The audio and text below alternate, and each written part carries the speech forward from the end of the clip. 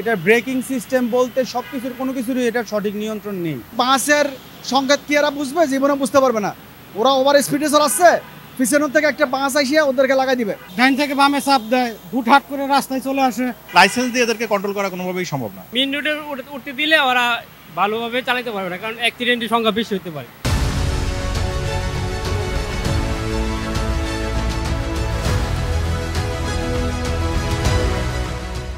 দর্শক, আবারও স্বাগত জানিয়ে শুরু করছি বাংলা অ্যাফেয়ার্সের বিশেষ আয়োজন পাবলিক অ্যাফেয়ার্সে।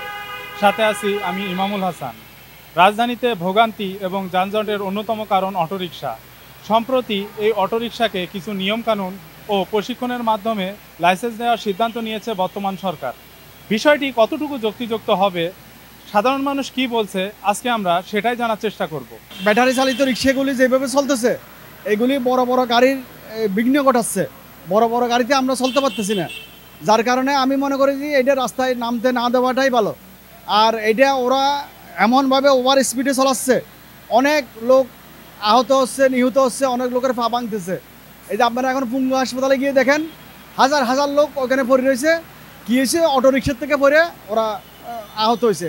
এইভাবে অনেক ঘটনা ঘটতেছে। এটার লাইসেন্স না দেওয়াটাই ভালো হবে। ওনারা এমনি গ্রাম অঞ্চলে চালাতে পারে, ওইখানে গ্রাম অঞ্চলে চালাবে। প্রশিক্ষণ দিলে তো এরা বড় রাস্তায় চালাবে। ওরা ওই যে বাসের সংকেত কি এরা বুঝবে? জীবনে বুঝতে পারবে না। ওরা ওভার স্পিডে চালাচ্ছে, পিছনের থেকে একটা বাস আসিয়া ওদেরকে লাগাই দিবে, যার কারণে ওরা কিছুই করতে পারবে না। ওই আমার অ্যাক্সিডেন্টের হাত থেকে বাঁচার কোনো উপায় নাই। ওদেরকে যদি রাস্তায় নামানো হয়, অনেক লোক পঙ্গু হবে।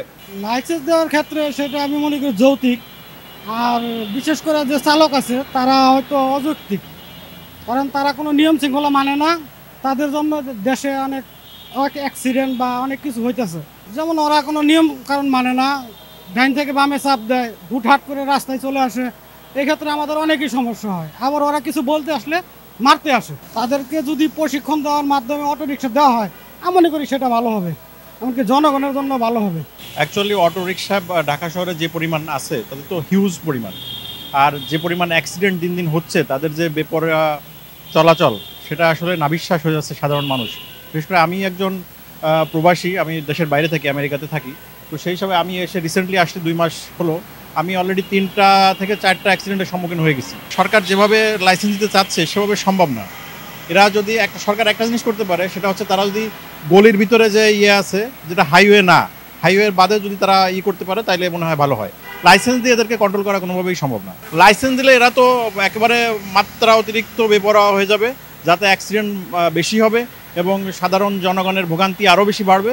এবং আমার মনে হয় যে হাইওয়েতে যদি এরা কোনোভাবে সুযোগ পায়, তাহলে এটা আরও বেশি মারাত্মক ক্ষতিগ্রস্ত হবে সাধারণ জনগণ এবং যানবাহনগুলো। গ্রাম থেকে আসে আবার চলে যায়, সুতরাং নির্দিষ্টভাবে প্রশিক্ষণ দিয়ে এদেরকে কন্ট্রোলের নিয়ন্ত্রণের আওতায় আনা সম্ভব না। আমার মনে হয় ওইভাবে না করে মেইন রোডে না উঠতে দেওয়াই ভালো। আমার যুক্তিতে একদম অযৌক্তিক হবে, কারণ আপনার লাইসেন্স ওরকম জিনিসের উপরে দেওয়া যায় যেটার উপরে নিয়ন্ত্রণটা সম্পূর্ণ ড্রাইভারের থাকে। আর বর্তমান যে অটোরিকশার পরিস্থিতি, এটার ব্রেকিং সিস্টেম বলতে সব কিছুর কোনো কিছুরই এটার সঠিক নিয়ন্ত্রণ নেই। পরিবহন সেক্টরে যেরকম নিয়মকানুনগুলো থাকে, সেই নিয়মকানুনগুলো মেনে নেওয়া, তারপরে হচ্ছে আপনার গতির উপরে একটা লিমিট রাখা। ঢাকা শহরে এমনি যানজটের নগরী, এর মধ্যে যদি এভাবে ওই লাইসেন্স দেওয়া হয়, তাহলে দেখা যাচ্ছে যানজট আরও বেশি প্রখর ধারণ করবে। নাগরিকদের অবস্থা আরও কঠিন থেকে কঠিন অবস্থা হবে। রাস্তায় চলাচল করা ওই সময় কঠিন হয়ে যাবে।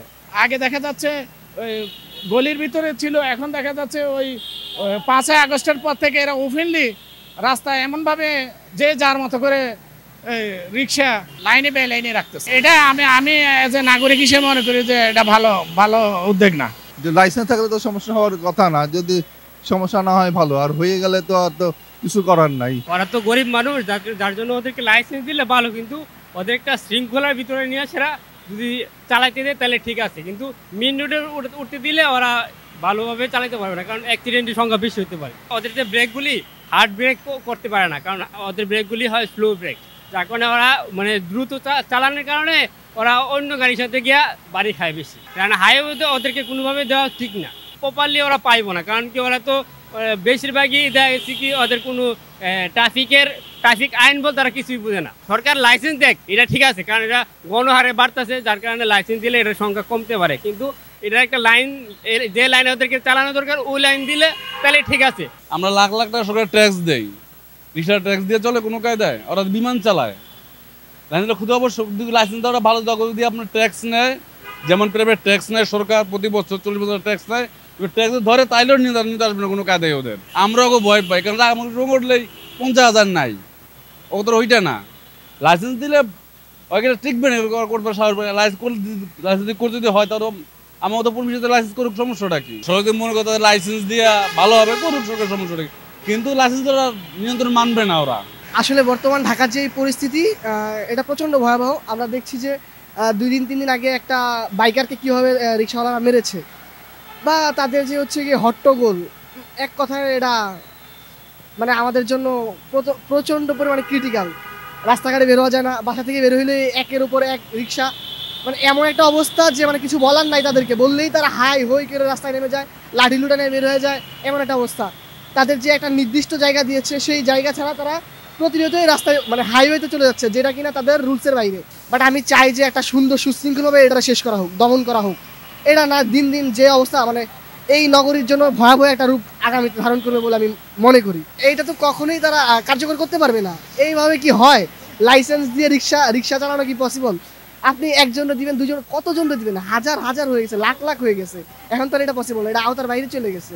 সাধারণ মানুষ মনে করছে এই সিদ্ধান্ত মোটেও যুক্তিযুক্ত হবে না, এতে আরও দুর্ঘটনা এবং নানা রকম অসুবিধার সম্মুখীন হতে পারে সাধারণ মানুষ। এ ধরনের ভিন্নধর্মী কিছু দেখতে ও শুনতে চোখ রাখুন আমাদের পাবলিক অ্যাফেয়ার্সে।